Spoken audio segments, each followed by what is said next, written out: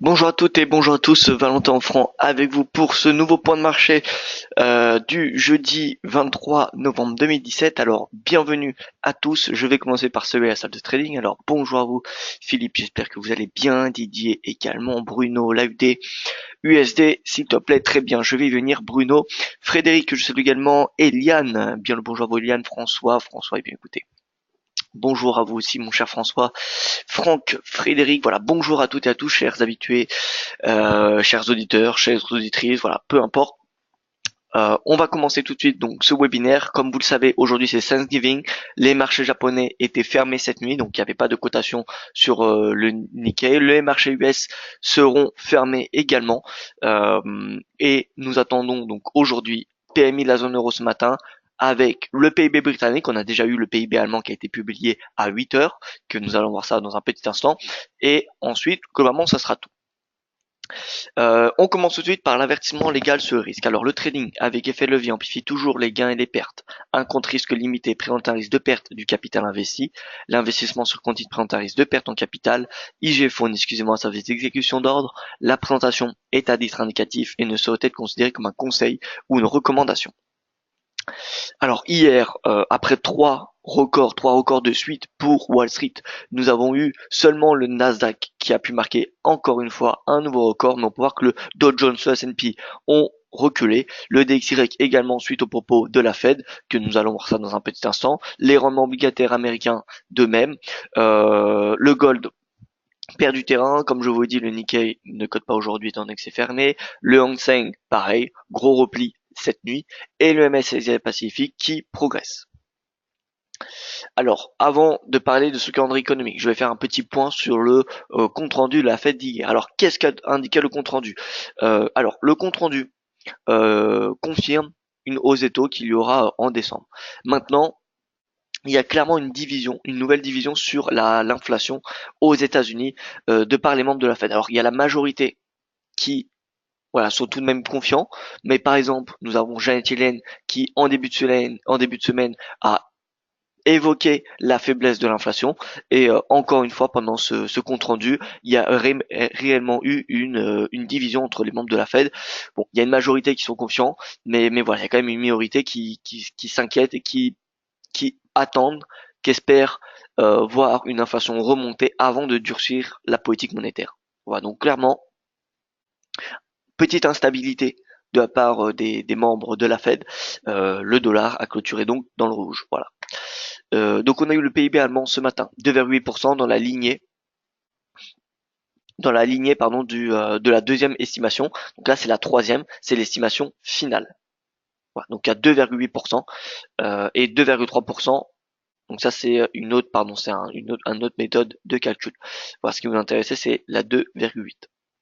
Nous aurons l'indice PMI manufacturier, les indices PMI composite, tout simplement de la zone euro et de l'Allemagne, publié à 9h30 et 10h, attendu, comme vous pouvez le voir, en léger repli. 60,3 pour le manufacturier allemand contre 60,6 lors de la précédente publication. Et sur le manufacturier de la zone euro, 58,2 contre 58,5. Nous avons que les services qui sont attendus en légère progression. 52, 55,2 et 55. 10h30, le PIB britannique. 13h30, compte rendu de la politique monétaire. Et ensuite, ça sera rendez-vous à la nuit du trading d'IG à 16h pour la suite de la journée. Parce qu'il n'y aura plus grand-chose sur les marchés à part le discours du président de la BNS depuis Basel à 17h30. Voilà. D'ailleurs, je vous rappelle que, donc comme vous savez, il y a la nuit du trading, donc les analystes IG des l'IFX France ne seront pas très disponibles sur les réseaux sociaux. Voilà, je préfère vous l'annoncer au cas où. Et même sur les sites hein, DailyFX, si vous ne voyez pas d'article en fin d'après-midi, c'est tout à fait normal, c'est que nous serons avec les visiteurs. Voilà, alors on passe tout de suite à ce petit graphique que nous n'avons pas regardé depuis maintenant quelques séances maintenant. On peut voir qu'on a le GBP et le yen qui sont les deux devises les plus haussières, avec à court terme le yen qui progresse fortement. Comme vous pouvez le voir, il n'y a pas de volume, il n'y a pas d'appétit au risque, donc c'est le yen qui progresse. À l'inverse, on a le dollar qui est donc à 0%, hein, parce que c'est les devises, ça c'est les paires majeures, d'accord. Donc le dollar c'est la devise la plus baissière sur 5 jours, avec le NZD. Le NZD et l'USD, c'est à peu près pareil en ce moment. On peut voir que sur 5 jours, globalement, on a la même performance. Donc ça va être la devise qu'on va chercher plutôt à vendre face au GBP et au Yen.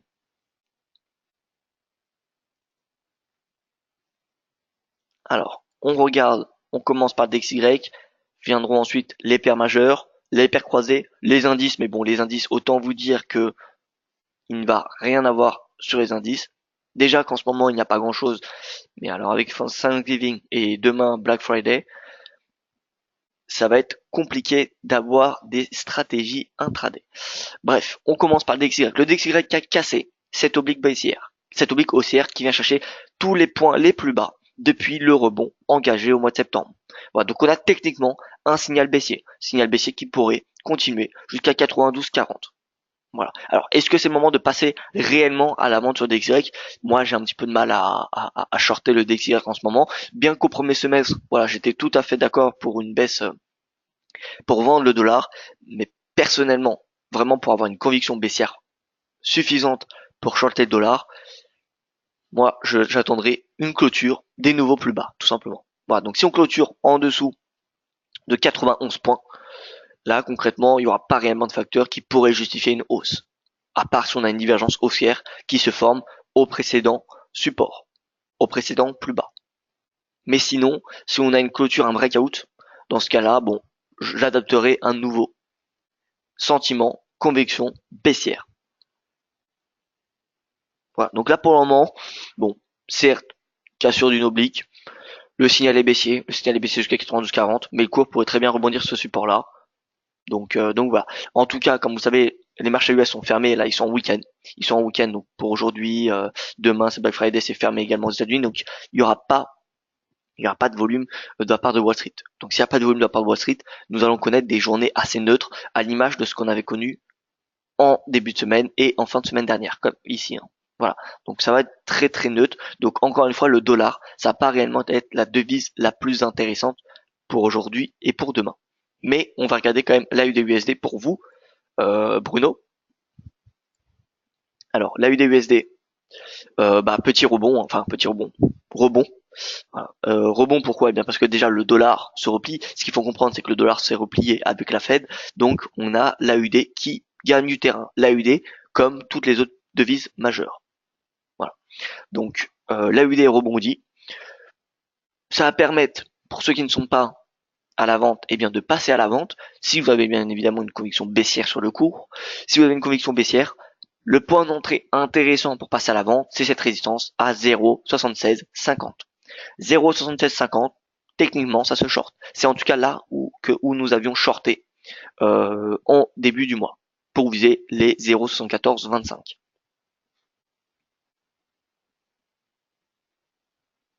Voilà, donc en intraday, je dirais qu'en intraday, et même pour demain, c'est fort possible que l'AUD continue de rebondir. Qui continue de rebondir, donc soyez patient. Si vous voulez attendre les 76,5, voilà, disons que nous avons 2 jours pour que l'AUD-USD atteigne les 0,76,5. Si vendredi à la clôture, l'AUD-USD n'a pas atteint 0,76,5, ça sera compliqué pour que la semaine prochaine, le cours atteigne ce niveau de prix. Donc voilà, ne cherchez pas à vendre l'AUD-USD trop tôt. De toute façon, le dollar va probablement continuer de se replier avec un très faible momentum et donc ça va mécaniquement faire remonter l'AUD-USD. Tout comme l'euro-dollar. L'euro-dollar qui atteint les 1,1848. Est-ce que c'est le moment de vendre? Techniquement, oui. Maintenant, en question de timing, je dirais que non. Maintenant, vendredi ou lundi à l'ouverture des marchés, lundi à l'ouverture des marchés asiatiques, ça serait très intéressant de vendre l'euro-dollar s'il est toujours à ce niveau de résistance. Voilà. Donc, en termes de timing, comme encore une fois, comme je vous l'ai dit, le dollar va continuer de se replier avec un faible momentum, ce qui va faire progresser l'euro. Voilà. Donc l'euro, il peut très bien dépasser et même clôturer au-dessus des 1,1848 aujourd'hui, voire demain. Mais étant donné qu'il y aura très peu de momentum, ça va pas être un signal très important. Un signal, c'est donner un breakout. C'est donné donc lorsqu'il y a un dépassement avec du momentum. Sans momentum, voilà, le breakout, c'est plutôt c'est sûrement, un faux signal. Donc voilà, si on a un léger breakout, honnêtement, je ne considérerais pas ce breakout comme un signal haussier. Voilà, maintenant si on a une grosse bougie haussière comme celle-ci, ce qui m'étonnerait, mais bon, si c'est le cas, dans ce cas-là, bon, on passera en stratégie acheteuse jusqu'à 1,20. Le GBP, c'est pareil, qui devrait remonter. Alors attention, le GBP, je vous rappelle que nous avons le PIB du Royaume-Uni qui sera annoncé à 10h30. Alors, à combien est-il attendu? Je n'ai pas regardé. PIB 1,5%, donc c'était la première estimation. Si le marché confirme son estimation, ça devrait être plutôt haussier, étant donné que la précédente publication c'était 1,4, donc là c'était 1,5 comme vous le voyez, parce que c'est la deuxième estimation, pardon. La première estimation était à 1,4. D'accord. Donc voilà, si le cours confirme, si le marché, si la publication est à 1,5, pardon, ce sera meilleur que la première publication, que la première estimation, pardon, et ce sera dans la lignée de la seconde. Donc, je pense que ça sera un signal haussier. Maintenant, le meilleur signal haussier serait si le PIB est au-dessus du consensus. Là, bien évidemment, ça sera haussier. Mais dans tous les cas, même si nous avons un PIB qui est à 1,5 et que la livre reste inchangée, technique, à mon avis, le dollar, étant donné que le dollar va baisser, ça va également faire remonter le GBP jusqu'à cette oblique baissière. Peu de chances que cette oblique baissière soit cassée cette semaine, au vu du momentum. Étant donné que c'est une forte zone de résistance, il faudra beaucoup de volume et du momentum pour casser cette oblique. Ce qui ne sera pas le cas à mon avis cette semaine. Le NZD qui rebondit face au dollar. Bien que ce soit une devise quand même assez faible en ce moment, on a une divergence haussière. Regardez ici, le RSI qui est à 24,43 et ici, le RSI qui est à 29. Donc, dans ce canal ascendant, nous avons au final une divergence. Une divergence. Pour ceux qui ont du mal à voir la divergence, je vous invite à mettre MACD. MACD, ça va être beaucoup plus simple pour voir des divergences. Et vous voyez qu'ici, voilà, il y a des couleurs, c'est un petit peu plus ergonomique peut-être. Et regardez, là, vous pouvez pas la louper. C'est peut-être un petit peu plus explicite. Voilà. Maintenant, moi, j'ai l'habitude de travailler avec le RSI, donc c'est pour cette raison, concrètement, que je préfère analyser avec le RSI. Voilà. Ici, vous aviez une divergence baissière. Alors, le plus haut, divergence baissière. Vous voyez. Alors que sur le RSI, ça aurait peut-être été un petit peu plus compliqué à la constater. Voilà, donc la MACD, pour ceux qui veulent vraiment trader des divergences et qui ont du mal à les voir avec les RSI, avec un indicateur RSI, pardon, eh bien, le MACD peut être une très bonne alternative. Bref, donc NZD-USD rebond qui devrait continuer également la nuit prochaine. L'USD CAD replie à cause du dollar. Voilà, comme vous l'aurez compris, toutes les tendances sur les paires majeures s'inversent depuis le début de la semaine. Donc le SD4 repli. Est-ce que l'objectif de la moyenne mobile à 200 jours est oublié? Non, pas du tout. Moi je reste haussier jusqu'à la moyenne mobile à 200 jours, même si elle se rapproche quand même assez rapidement. Je pense qu'on a réellement une possibilité de hausse jusqu'à cette moyenne mobile. D'autant plus que le pétrole semble être à bout de souffle. Certes, le WTI progresse, mais si on regarde le Brent, voilà, il n'a pas cassé ses plus hauts, ses récents plus hauts, alors que le WTI l'a fait hier.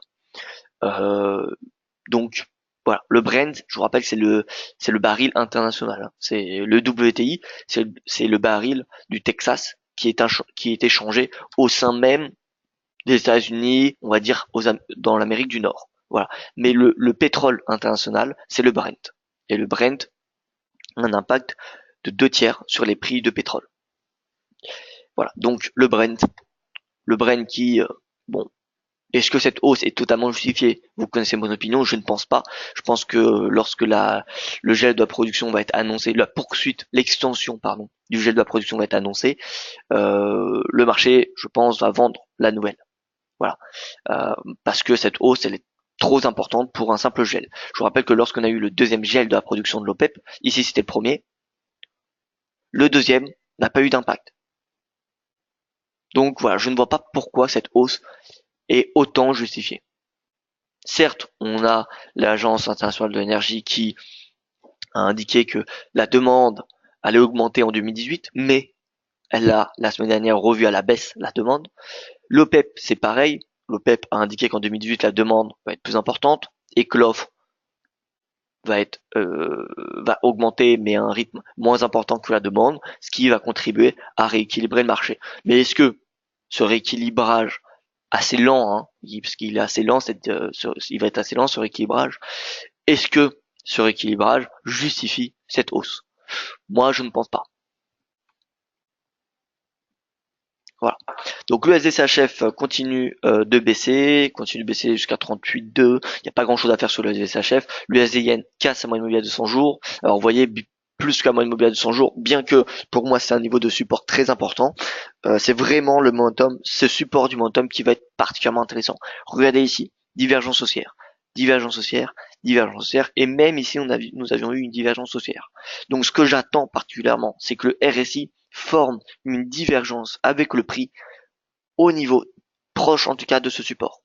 Dès qu'on aura une divergence qui va se former, donc divergence ça prend un peu de temps à se former, donc disons dans une semaine, on a potentiellement encore une semaine de baisse à peu près. Lorsque cette divergence sera formée, ça sera le moment de s'intéresser grandement aux stratégies acheteuses. Alors je regarde les questions. Alors bonjour à toutes, hein, pour ceux qui viennent de nous rejoindre. Est-ce que la nuit trading sera retransmise en direct et en différé sur YouTube? Alors oui Frédéric, retransmission en direct où ça? Eh bien vous n'avez qu'à aller sur le site DailyFX. Vous allez sur le site DailyFX, ici vous aurez DailyFX TV. Vous voyez, vous avez DailyFX TV. Alors je ne sais pas pourquoi ça, voilà. DailyFX TV, il y aura le live depuis la chaîne DJ. Donc si vous avez du mal à trouver la chaîne DJ France sur YouTube, vous allez sur DailyFX TV, il y aura le live à partir de 18h. 18h, heure du live. Et voilà, concrètement. Et vous aurez qu'à cliquer, hein, juste ici, vous voyez, cliquez sur le bouton YouTube, et ça sera en grand. Voilà, vous tomberez directement sur la chaîne de IG France, et voilà, donc ça sera en live. Il y aura vous allez voir, il y aura des surprises, mais vous allez connaître le présentateur qui sera sur scène, vous allez le connaître particulièrement. Voilà. Ce n'est pas moi, hein, je vous rassure. Je n'arrive pas à reproduire là, le graphique comparant les valeurs sur TradingView. Je pense que je vous enverrai un mail vendredi ou semaine prochaine pour me le faire expliquer si ça vous ne gêne pas. Pas du tout Frédéric. Soyez vraiment... allez-y, envoyez-moi un mail si vous avez du mal à faire quelque chose que je produis pendant mes lives. Donc voilà, n'hésitez pas à m'envoyer un petit mail si vous avez un petit problème. Petit objectif sur l'or en intraday de part de Catherine. Très bien Catherine, je vais venir. Raymond, pourquoi le dollar se replie? Voilà, donc je l'ai. Alors, je ne sais pas si vous avez entendu mon explication pourquoi le dollar se replie. Le dollar se replie parce qu'il y a une division au sein de la Fed. Il y a une division au sein de la Fed au niveau de l'inflation. Il y a une majorité qui est confiante sur l'inflation, mais il y a une minorité, dont Janet Yellen, qui s'inquiète un petit peu sur cette inflation et qui préfère attendre tout simplement que l'inflation redémarre, réaccélère pour procéder à une hausse des taux. Voilà. Donc la hausse des taux, elle aura lieu en décembre. Maintenant, ce que le marché est en train de pricer, c'est est-ce qu'il y aura 2, 3 hausses des taux en 2018? Voilà, ça c'est un petit peu la question qui se pose pour le moment. Mais la hausse des taux en décembre, bon, elle est intégrée au prix. D'après Bloomberg, la probabilité est de 97%. D'après CMI Group, la probabilité est de 92%. Donc voilà, le marché a globalement intégré la hausse des taux de décembre.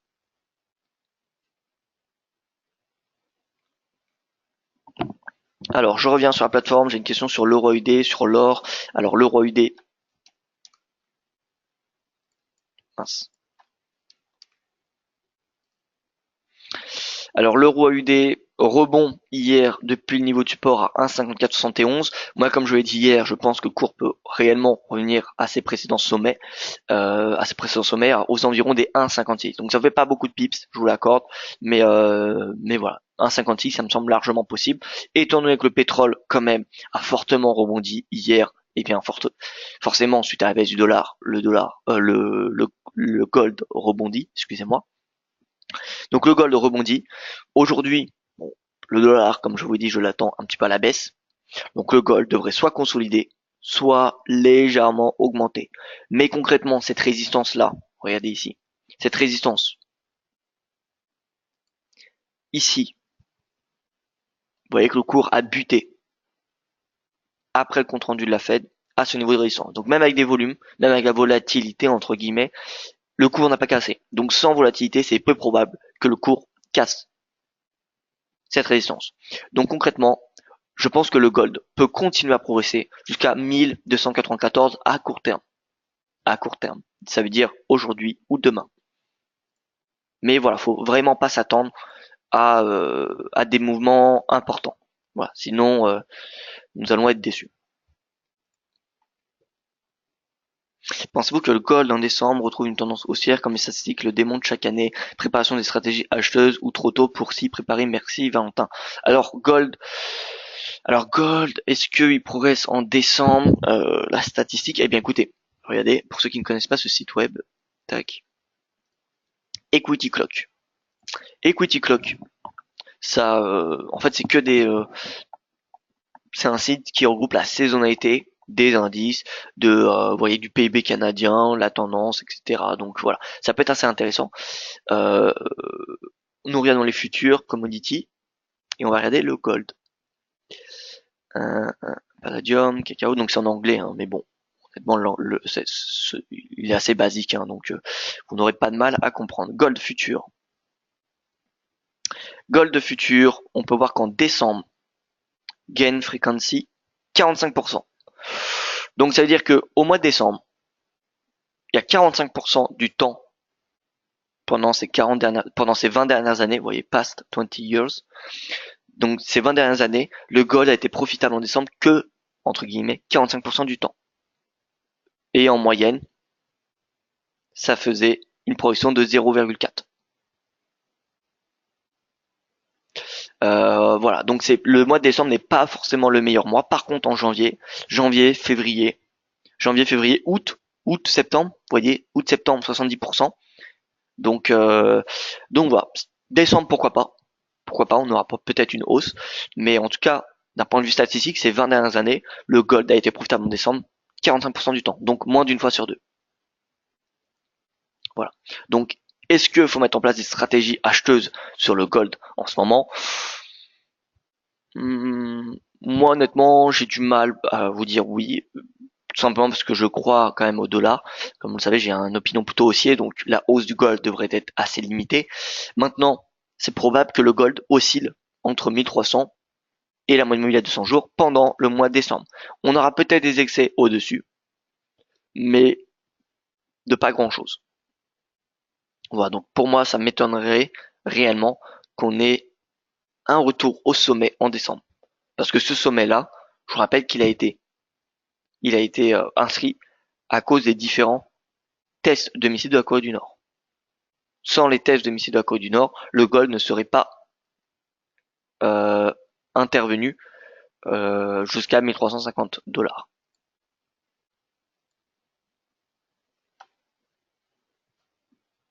Est-il temps de rentrer sur l'IBEX de la part de Frédéric? Alors, bonne question Frédéric. Moi, j'aurais tendance à vous dire que les 10 000, j'y crois. Les 10 000, j'y crois. Regardez ce niveau de support qui est travaillé depuis le référendum catalan. Vous voyez que même pendant l'après-référendum, on a eu un fort momentum et pourtant le cours n'a pas réellement cassé le seuil psychologique. Alors, il a légèrement dépassé, mais bon, c'est le seuil psychologique qui a fait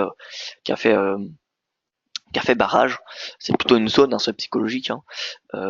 Donc, voilà, les 10 000, j'y crois. Maintenant, en termes de timing, je vous rappelle que déjà, nous avons les élections en Catalogne, les élections anticipées qui auront lieu le 21 décembre. Ensuite, nous avons en Allemagne.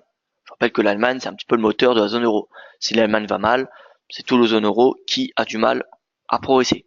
Même si on a le parti de Rajoy qui est élu en Catalogne le 21 décembre prochain, si la situation en Allemagne n'est pas résolue, eh bien l'IBEX aura du mal réellement à progresser. Donc il n'y a pas que la Catalogne, il y a également l'Allemagne qui en ce moment même pose le doute, en tout cas,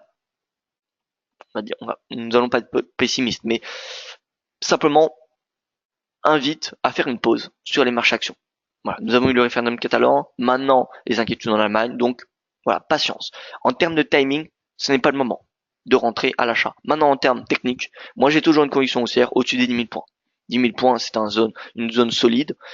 Elle n'a pas été cassé après le référendum. Donc voilà, je ne vois pas pourquoi elle serait cassée dans une semaine, à part si, bien évidemment, les indépendantistes sont élus le 21 décembre prochain. Dans ce cas-là, la IBEX 10 000, nous pourrons l'oublier. Bon, donc en termes de timing, je pense que ça n'est pas le moment. Mais en tout cas, d'un point de vue technique, oui, les 10 000 points, pour moi, ça se paye.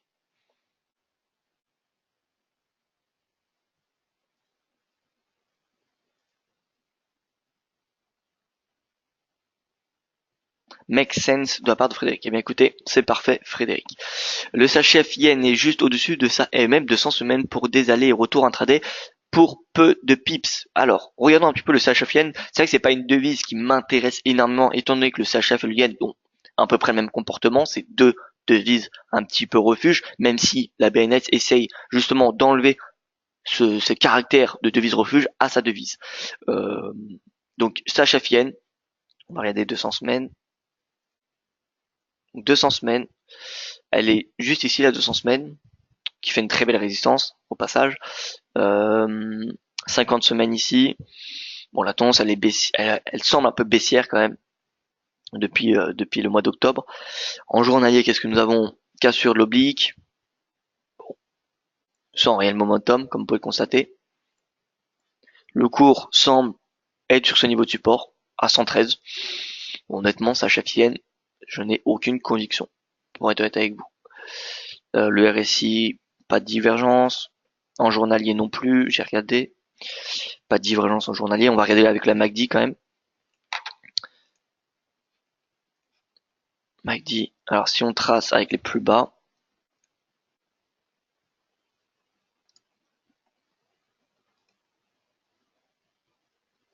Alors, est-ce qu'on a une divergence? J'ai l'impression qu'elle est à l'horizontale ou en légère hausse. Voilà. Moins 0,3638. Moins 0,36. Ah, légère, très légère. Divergence haussière. Pas de précipitation, hein, mais voilà, très légère divergence haussière. Bon, moi honnêtement, c'est HFIN, ça m'intéresse pas réellement. Quand je regarde, regardez un petit peu sur 6 mois par exemple,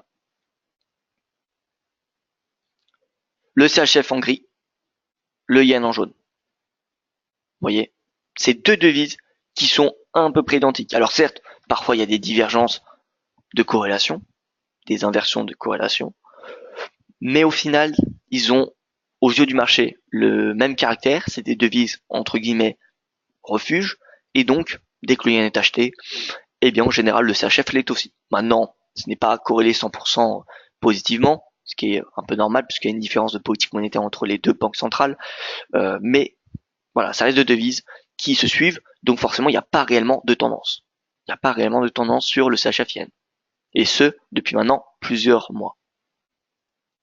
Donc voilà, à part si vous me dites un objectif, je pourrais peut-être vous éclairer Bruno, mais honnêtement, voilà, juste au-dessus de sa moyenne pour des retours intraday. Voilà, pour un peu de pips, Bruno, c'est très bien. Pour un peu de pips, vous voyez, vous achetez ce support à 113,11, vous vendez à 113,50, pour une quarantaine de pips aller-retour, pourquoi pas. Mais bon, combien de temps cette stratégie va durer, je ne sais pas, honnêtement, je ne sais pas. Le GBP Yen, le GBP Yen de la part de Eliane. Eh bien écoutez, regardez ce GBP Yen. Si on regarde sur 5 jours, on peut voir que le GBP et le Yen, c'est les deux devises les plus fortes. Donc forcément, erreur de timing de ma part, la semaine dernière, le GBP Yen que nous sommes rentrés à l'achat, eh bien, a du mal à progresser. Mais voilà, en termes des politiques monétaires, encore une fois, GBP, je m'attends à une hausse, le Yen à une baisse. Regardez sur par exemple 3 mois, le GBP, le Yen. Sur 6 mois, le GBP et le Yen. Ça reste quand même une devise la plus forte. Une devise, la devise la plus forte, le GBP, pardon. Sur un mois, bon, sur un mois, le Yen est dessus. Depuis le début de l'année, GBP au-dessus. Donc, vous pouvez voir qu'à moyen long terme, le GBP est quand même particulièrement haussier. Le Yen rebondit en ce moment parce qu'on arrive dans une période d'aversion au risque qui est formée par la réforme fiscale américaine. Parce que si on regarde le Yen il rebondit depuis quand? Il rebondit depuis le mois de novembre. Et si on regarde les marchés actions, par exemple, l'Eurostox, il retrace depuis quand? Le début du mois de novembre. Pourquoi? Et on va regarder Wall Street, pardon, pour réellement être sûr. Bon, on a des plus hauts forcément qui est fait, mais on peut voir que le ralentissement s'était fait au début du mois de novembre. Voilà, donc en fin de compte, c'est que la réforme fiscale qui alimente le yen pour le moment. Maintenant, si la réforme fiscale est passée, le GBP yen reprendra sa hausse. Donc voilà, erreur de timing de ma part. Mais je garde une opinion haussier. Ma stratégie haussière, pour moi, elle est toujours valide. Donc voilà. Alors, c'est un petit peu calme en ce moment. Hein. Je discutais cela avec Alexandre hier, mais honnêtement, il n'y a pas grand-chose à faire sur les marchés, que ce soit sur les marchés actions. On peut voir qu'il y a, regardez les volumes, il y a quasiment rien à faire. C'est comment dire, c'est en consolidation. Euh, on a peut-être ce qu'il faut noter un repli du dollar. Voilà, peut-être exploiter le repli du dollar jusqu'à la fin de semaine face à des devises fortes. Donc en ce moment, les devises fortes, comme vous le savez, c'est le GBP et le yen. On l'a vu. Donc pourquoi pas vendre le yen, vendre le GBP. Mais honnêtement, moi, je ferai très attention. C'est pour ça que je vais pas vous donner d'objectif parce que voilà, c'est pour moi assez risqué. Donc je ne veux pas vous donner de stratégie risquée sans forte conviction. Voilà. Mais en tout cas, les deux devises les plus haussières, c'est le GBP et le yen. Le dollar, c'est la devise la plus baissière. Au vu de la fin de semaine, on n'a plus de statistiques américaines, puisque tous les statistiques américaines de jeudi et vendredi ont été décalées, ont été reportées à mercredi, à hier, parce que c'est férié. On a Thanksgiving, Black Friday, donc on n'a pas réellement de catalyseur qui justifierait une hausse du dollar. Voilà, donc le dollar, c'est peut-être la devise facile à vendre pour cette fin de semaine, face à des devises fortes comme le GBP et le yen. Voilà. Euh, et voilà. Sinon, ça sera tout. Moi, j'ai plus rien à rajouter. Honnêtement, il y a très très peu de choses à dire, malheureusement. Donc voilà. Alors les questions.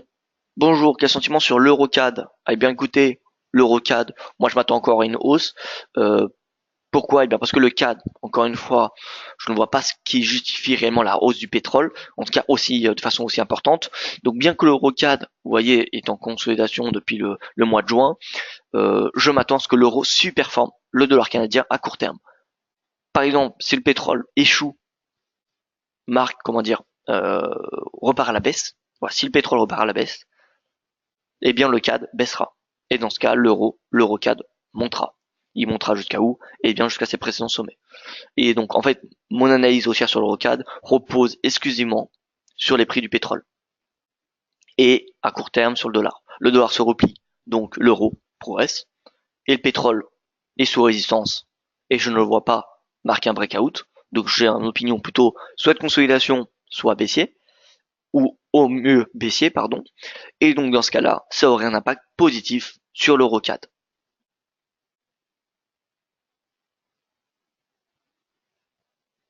Voilà, donc l'euro-CAD, moi je ne serais pas surpris, on va dire, si il atteint. Bon, il y a très très peu de momentum, donc honnêtement, on va avoir un objectif de quelques pips. Mais vous voyez que ce précédent prix de clôture à 1,50, 56, donc il y a quoi? Il y a 35 pips environ. 1,50, 56, voire aller 1,51 maximum, ça me semble possible.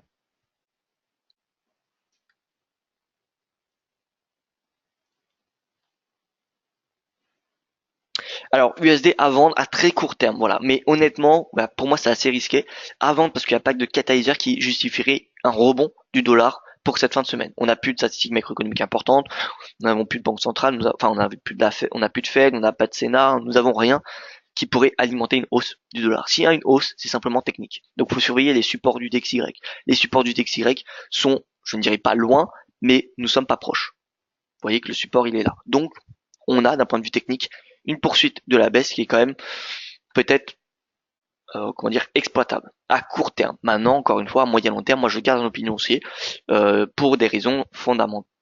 Alors, oui, des raisons fondamentales au niveau de la politique monétaire. Donc, voilà.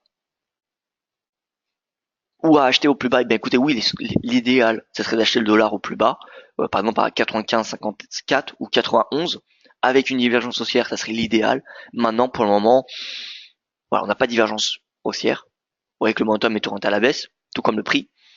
On a encore une marge de progression baissière, donc voilà, concrètement le cours du DXY, le dollar pourrait continuer de se replier aujourd'hui et demain. Voilà, écoutez, moi je n'ai plus rien à rajouter. Je vois qu'il n'y a plus de questions. Je vais donc vous donner rendez-vous sur le site dailyfix.fr et pour ceux que je retrouve tout à l'heure à la nuit du trading, bah écoutez, à tout à l'heure. Et voilà. Merci à vous pour votre attention. Excellente journée. Et je vous rappelle que le live de la nuit du trading sera disponible sur le site d'EliFX ou sur la chaîne YouTube de IG France. Voilà. Merci beaucoup pour votre attention. Excellente journée. Et à demain pour ceux que je ne retrouverai pas tout à l'heure.